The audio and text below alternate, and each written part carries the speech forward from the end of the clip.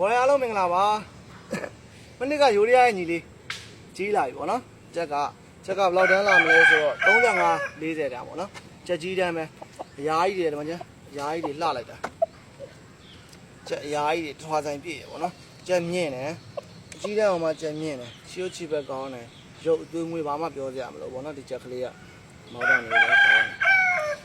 သူ့ကိုနဲ့တူတယ်ဆိုရင်တော့ရွှေပေါ့ဗျာဒီချက်ကသိလားပတ်စံအများကြီးရမှာသူ့ကိုကနောက်ဆုံးမိုးရဲရည်တွေမှာလို့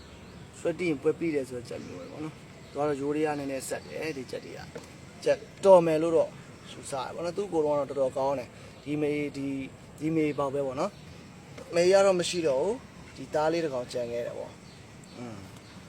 သူ့ကိုနဲ့တော့တော်တော်တူတယ်ချောလိုက်တဲ့ချက်ဘော်ရာတော့ဘလို့မြင်တယ်ဒီချက်ကလေးကိုချက်ရဲ့အင်္ဂါရက်လေးပေါ့နော်ကျက်ကအရှိကြီးပဲခါရည်တွေလေချက်ပြစ်တွေဘယ်တော့တောင်တန်လိုက်မလဲပေါ့နော်ချက်ဖက်တွေဘယ်တော့တောင်တန်လိုက်မလဲကျက်ကလုံးဝစင်းစင်းလေးလုံးဝအစင်းစင်းလေးတစ်ခါမှမချရသေးတဲ့ချက်လေးဖြစ်ပါတယ်